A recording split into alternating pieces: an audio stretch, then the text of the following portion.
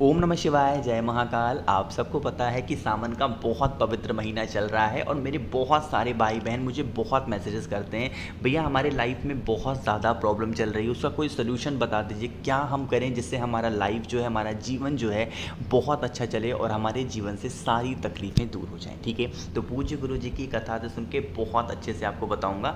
बस आपको कुछ नहीं करना है, आटे की गोलियाँ लेनी है, छोटा सा उपाय करिएगा, सर्वार्थ सिद्ध योग बन रहा है। जितनी भी इच्छाएं होंगी आपकी, जो भी कष्ट होंगे वो आपके दूर होंगे, इच्छाएं सारी पूरी होंगी। ठीक है, लेकिन उससे पहले आपको बता दूं, इस पूरी वीडियो में हम लोग 3 बहुत ही प्यारे से उपाय की बात करेंगे जो कि आपके लिए तो अच्छे हैं ही, साथ ही साथ आपकी फैमिली के लिए, आपके पूरे परिवार के लिए बहुत अच्छे हैं। ठीक है, अब देखो यहाँ पर स्क्रीन पर आपको आटे दिख रहे होंगे ना। आपको क्या करना है, ऐसे फ्रेश आटा लेना, उसको अपने हाथों से गूंथ लेना। बहुत ज़्यादा लेने की ज़रूरत नहीं है, छोटा सा हल्का सा आटा लेना, थोड़ा सा 1 चम्मच या फिर 2 चम्मच, इससे ज़्यादा मत लेना। उसको किसी भी चीज़ में अच्छे तरीके से गूंथ लेना, जैसे ऐसे गूंथते हैं ना। उसकी छोटी छोटी गोलियाँ करना। ये तो मैं दिखा रहा हूँ आपको समझाने के लिए, इतनी बड़ी बड़ी गोलियाँ नहीं, बिल्कुल छोटी छोटी गोलियाँ। जितना भी आटा लिया है उसकी कर लेना, 6 हो, 7 हो, 10 हो, 12 हो, जितने भी बन पाए, बहुत छोटी छोटी गोलियां करना। ठीक है, कर लिया। अब इन गोलियों को लेकर के कहाँ जाओगे, उससे पहले मेरी एक बात सुनना। कहोगे भैया इस उपाय को करने के बेनिफिट क्या है? आपके परिवार में अगर बीमारी बहुत ज़्यादा है वो खत्म होगी, धन संपदा की कमी है वो खत्म होगी, घर में लड़ाइयाँ बहुत होती हैं वो खत्म होगी, हस्बैंड वाइफ में अनबन रहती है वो खत्म होगी, यानी कि सारे कष्ट खत्म होंगे। क्योंकि भैया ऐसे कैसे? देखो, ये होता है पितृदोष को खत्म करने का। अगर आपके जीवन में पितृदोष लगा हुआ है तो ये जितनी प्रॉब्लम मैंने बताई वो आपको फेस करनी पड़ेगी। और अगर आपके पितृ खुश हैं ना तो कभी आपको कोई तकलीफ नहीं होगी, है ना। जैसे जमीन पे जो रहते हैं पितरों को खुश करने के लिए, जो जानवर, जो जीव माने गए हैं वो है, जैसे कौवा हो गया, है ना, जैसे कुत्ते हो गए, है ना, और जैसे गौ माता हो गई। ये पितृ के, अगर हम इनको कुछ खिलाते हैं तो इससे पितृ खुश होते हैं। लेकिन एक जानवर और है जो जल में रहता है, और वो जल का नाम है मतलब वो जल में जो जीव रहता है वो है मछली। ठीक है, तो आपको क्या करना है, कभी भी हफ्ते में 1 दिन आप ऐसे आटे की गोलियां बनाओ छोटी छोटी, और ले जा करके आप जिस भी नदी, अब ऐसा नहीं कि उस नदी में मछली नहीं है ले जा करके डाल दिया, नहीं, ऐसे नहीं, ऐसे नदी, तालाब, सरोवर, कुआं, बावड़ी जो भी है वहाँ पर ले जाना, छोटी छोटी गोलियां आटों की डाल देना। अब वो मछलियाँ उन आटों को खाएंगी तो आपको जो पितृदोष लगा होगा किसी भी कारण से, वो पितृदोष खत्म होगा। और अगर आपके पितृ खुश हो जाएंगे ना तो आप कोई पूजन पाठ करें ना करें, कोई उपाय करें ना करें, अगर आपके सिर्फ पितृ खुश हैं ना तो कभी भी लाइफ में आपको कोई प्रॉब्लम नहीं आएगी, है ना। आपने देखा होगा कि बहुत बड़े बड़े लोग ऐसे हैं जो बहुत गलत काम करते हैं लेकिन उन्हें कोई कष्ट नहीं होता, और बहुत लोग पूजा पाठ में लगे रहते हैं, उन्हें कष्ट ही कष्ट है। तो कष्ट इसलिए है क्योंकि पितृदोष होता है कहीं ना कहीं, हमें पता भी नहीं चलता और होता है। तो उन पितृदोष को खत्म कर दो, सारी समस्याएं खत्म हो जाएंगी। ठीक है, तो करिएगा इस उपाय को ज़रूर, है ना। चलो आगे बढ़ते हैं। अब इस वीडियो में हम लोग अपने दूसरे उपाय की तरफ। दूसरा उपाय भी बहुत प्यारा है आपकी सारी विशेष, सारी इच्छाओं को बहुत जल्दी पूरा करने के लिए। ठीक है, बहुत जल्दी। स्क्रीन पर आपको दिख रहा होगा बेलपत्र, है ना, दिख रहा है। आपको लेनी होगी 3 बेलपत्र जो बहुत प्यारी हो, बहुत सुंदर हो, कहीं से कटा पिटा थोड़ा बहुत भी नहीं होना चाहिए, है ना। ले लिया।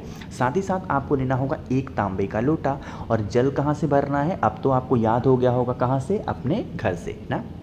अब इन दोनों चीज़ों को लेके पहुंच जाना महादेव के शिवलिंग के पास। सुबह जाना चाहो सुबह जाओ, शाम को जाना चाहो शाम को जाओ, कोई दिक्कत नहीं, है ना। क्या करेंगे, फेस रखना उत्तर दिशा यानी कि नॉर्थ डायरेक्शन। आपके पास कितनी बेलपत्र है, आपके पास में है 3 बेलपत्र। अरे है कि नहीं है। अब उन 3 बेलपत्र को आपको 3 जगहों पर समर्पित करना है। नियम समझेंगे कैसे, देखो, आप सबको पता है कि महादेव का पूरा परिवार शिवलिंग पे ही विराजमान है, ये चीज़ आपको पता है ना। तो ये जो जगह आपको दिखती है ये है माता अशोक सुंदरी का स्थान, है कि नहीं है। तो आप क्या करेंगे, जो पहला बेलपत्र होगा माता अशोक सुंदरी के स्थान पे समर्पित करना। डंडी होगी बाहर की तरफ, पत्ती का मुख होगा महादेव की तरफ। ठीक है, समझे, बिल्कुल सीधा सीधा रखना, ऐसे रख देना, है ना, रख दिया। जो दूसरी बेलपत्र आपके पास में है, हम सबको पता है कि महादेव का ये जो शिवलिंग है ये कहीं ना कहीं पे विराजमान है। तो जिस जगह पे विराजमान होता है, ये जो जगह होती है ये है माता का हस्तकमल, माँ पार्वती, माँ जगत जननी का हस्तकमल, है ना, ये वाला। तो आपको क्या करना है, इसी जगह पे जो दूसरी बेलपत्र होगी वो भी आपको इस जगह पे समर्पित करनी होगी। डंडी यहाँ पर होगी आपकी तरफ, पत्ती होगी महादेव की तरफ। ठीक है, 2 बेलपत्र समर्पित हो गया। अभी जल वगैरह कहीं समर्पित नहीं करना है, जो तीसरी बेलपत्र होगी, अब वो आपको समर्पित करना होगा किस साइड में, महादेव के शिवलिंग के ठीक ऊपर। डंडी हो जाएगी बाहर की तरफ यानी कि जलाधारी की तरफ, और पत्ती का मुख होगा वो होगा आपकी तरफ। जब तीसरी बेलपत्र आप समर्पित करेंगे उस टाइम पे आपके जीवन के जो कष्ट हैं, जिस भी वजह से आप बहुत दिनों से परेशान चल रहे हो, धन को लेके, इच्छा को लेके, नौकरी को लेके, व्यापार को लेके, जिस भी वजह से परेशान होना, उस कामना से महादेव के शिवलिंग के ऊपर बेलपत्र समर्पित करना। आप सबको पता है कि बेलपत्र महादेव के शिवलिंग पे जब समर्पित की जाती है तो उल्टा समर्पित किया जाता है ना। इतना काम कर लिया। अब आपके पास में एक तांबे के लोटे में जल है, वो जल महादेव के शिवलिंग के ऊपर श्री शिवाय नमस्तुभ्यम का ध्यान करते हुए उसी बेलपत्र के ऊपर बिल्कुल धीरे धीरे स्लो मोशन में समर्पित करना। जो जल होगा, ये जो बेलपत्र यहाँ पे चढ़ाई है, इससे होता हुआ और इस बेलपत्र से होता हुआ जलाधारी से नीचे गिरेगा। दोनों मतलब अपने दाहिने हाथ में लेकर के दोनों आंखों पे लगा लेना। जो भी कहोगे, जो भी मांग लोगे महादेव से, सारी इच्छाएं, सारी विशेष आपकी पूरी बहुत जल्दी होंगी। समझ में आई क्या बात मेरी? तो ज़रूर करिएगा इस उपाय को। सुबह करना चाहो सुबह कर लेना, शाम को करना चाहो तो शाम को भी कर सकते हैं ना। 2 उपाय हो गए। आगे बढ़ते हैं इस वीडियो में हम लोग अपने तीसरे उपाय और इस वीडियो का सबसे आखिरी उपाय, है ना, कैसे करना है और क्या इसके फ़ायदे हैं। उससे पहले एक छोटा सा काम जो मैं हमेशा कहता हूँ, और वह है वीडियो को करिए लाइक। जितने भी भाई बहन मेरी आवाज़ पहली बार सुन रहे हैं, अचानक से चैनल पर आए हैं, चैनल को सब्सक्राइब करिएगा। और एक छोटी सी गुड न्यूज़ है आप सभी के लिए कि मैं फेसबुक और इंस्टाग्राम दोनों जगह पे हूँ, तो आप मुझे सर्च कर सकते हैं द नेचुरल प्लैनेट 108। वहाँ पे सर्च करिए। फ़ोन पे भी बातें करूँगा और मैसेज पे भी बातें किया करूँगा, ठीक है।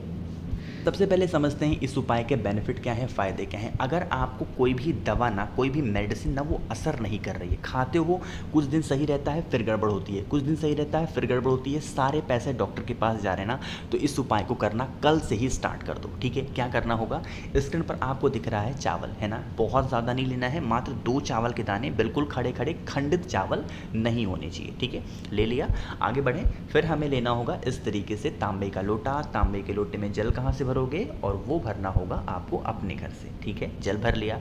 इन दोनों चीज़ों को एक साथ डाल देना, मतलब जल में क्या करोगे, तो 2 चावल के दाने हैं, उन 2 चावल के दानों को इसमें डाल देना। जो मैं 3 अब मैं आपको 3 ऐसे पेड़ दिखाऊंगा जहां पर ये जल आपको डालना होगा। कितने दिनों तक, 1 हफ्ते तक लगातार, गैपिंग नहीं होनी चाहिए, इस बात का ध्यान रखना। थोड़ा नियम समझेंगे।